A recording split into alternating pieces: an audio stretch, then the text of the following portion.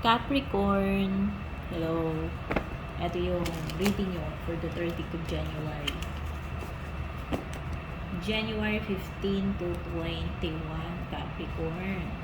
Sana kayong lahat ay okay. Maraming salamat doon sa laging mga sumusubaybay dito sa ating YouTube channel and sa ating Facebook page. Don't forget to subscribe sa mga hindi pa nakaka-subscribe sa aking YouTube.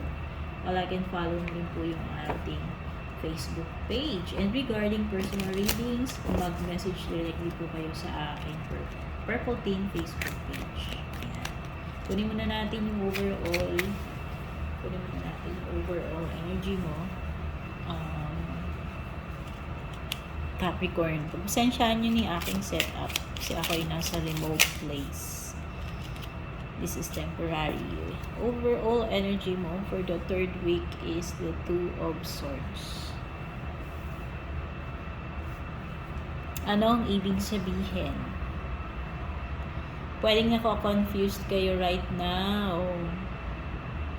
No, hindi nyo alam ano yung next na gagawin or hindi nyo alam ano ba pupuntahan na itong kalagayan, sitwasyon ninyo, love life man ito or hindi. Okay? Ano ba yung nagpapagulo ng isip mo ngayon, Capricorn, ha? Bakit nagiging magulo yung isip mo? Tungkol ba yan sa jowa? Strength card, o pwedeng si Leo yung nagpapagulo ng isip mo. Nalilito ka na. Ano yung magiging future nyo or ano yung mga magiging next nyo ni Leo.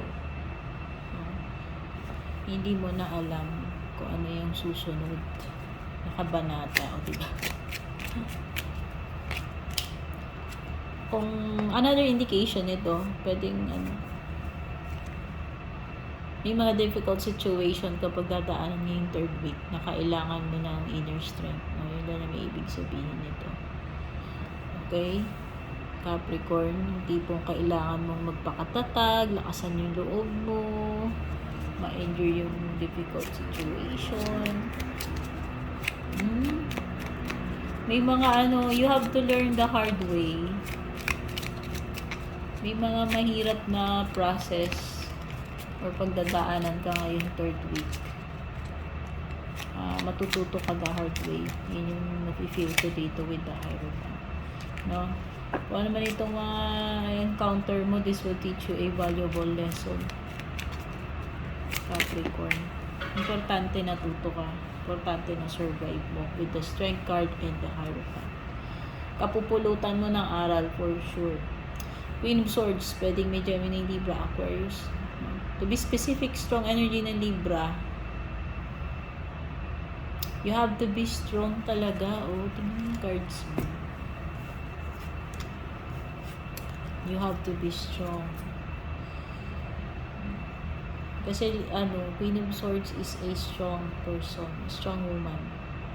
Lalaki kayo, babae, guys. No? Wala naman gender itong mga cards. Kahit nakita nyo babae yan, hindi mo ibig sabihin babae agad yung gender pinag-uusapan, no? Sabihin na natin, you have to make a tough decision, Capricorn, itong 3rd week. Mahihirapan ka, pero kailangan mong gumawa. Kailangan mong gumawa ng decision. Kailangan mong mamili. Basta, mamimili man or gagawa ka ng decision. And may kinalaman din about faith. Whether faith like religion or faith in a relationship, faith in a situation. Okay.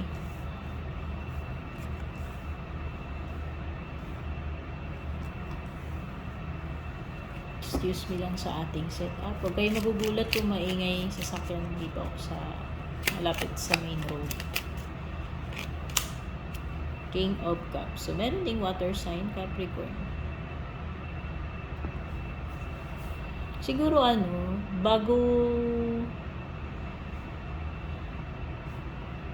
bago mo sabihin yung gusto mong sabihin, make sure na i-consider mo din ano yung mararamdaman ng tao na makakarinig niyang gusto mong sabihin.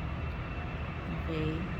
Kasi pwedeng, oo nga, na-express mo nga yung gusto mong sabihin, yung nararamdaman mo, pero pwedeng, kasi, pwedeng ma-offend yung taong pagsasabihin. Ewan ko, pero yun yung napipick up ko, Pero this is about expressing, yun nga. Pwedeng, masasabi mo talaga yung feelings mo, etong third week. I-express mo talaga ano ba yung tunay na opinion mo or nararamdaman mo. Okay?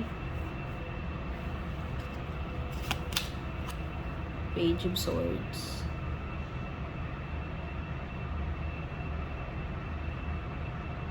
You will receive an information. Hindi ko alam. Pero parang may parang merong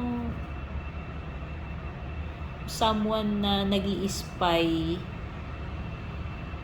and yun yung magbibigay sa'yo nitong information na ito. Kung ano man yung nakalap nitong person na to, kung sino man tong Page of Swords. Pwedeng literal na air sign siya, pero pwede ring hindi. Basta meron dito na parang siya yung nakasagap ng chika or balita or impormasyon na parang siya yung nag-spy para sa iyo. Okay? Ayan, mare-receive ka information. The World. Dali lang, nakakita ko ng dumi sa baraha ko. Ayaw na may dumi yung baraha ko, parang may mark. The World, something will end. Something will end this third week. Capricorn ko, ano man ito. Pero this is a positive ending. Yun yung napipil ko. Yung tipong may nakumpleto ka na, accomplish ka. Okay. Graduation, kumbaga. Pwede iba sa inyo dito, last hulog nyo na. Kung ano man itong hinuhulugan ninyo. Diba? Nakompleto mo na yung hulog ng property na binili mo, condo, or sasakyan, or yung cellphone na fully paid mo na. May mafu-fully paid, guys. May mafu-fully paid dito. At least, diba? Pero yun na nga, merong dito. May accomplishment ka kung ano man ito. Kung hindi man ito about mafu-fully paid, makukompletong hinulugan, basta meron kang achievement. Meron kang nakumpleto, And Three of Wands. Hindi ko alam kung mapapatravel kayo ngayong third week. Ito ba ay travel na pinlano nyo na at finally matutuloy. Ayan. Basta merong dito, may magto-travel abroad man yan or within the country. Matutuloy na. Kung ano man ito, may mga bagay na matutuloy na. Halimbawa, may mga bago kayong projects na i-roll out. Ito na yun. Kung yung iba mag-a-abroad, may pupuntahan kayo, magta-travel kayo, bakasyon man yan, or magtatrabaho kayo sa ibang bansa, ito na, matutuloy na yung travel ninyo. Finally. Okay? So, ayan. Pwede rin naman ito lamierda lang. Ayan, kung may lakwa-lakwatsa kayo, may pupuntahan kayo, gala na tipong malapit lang, ayan.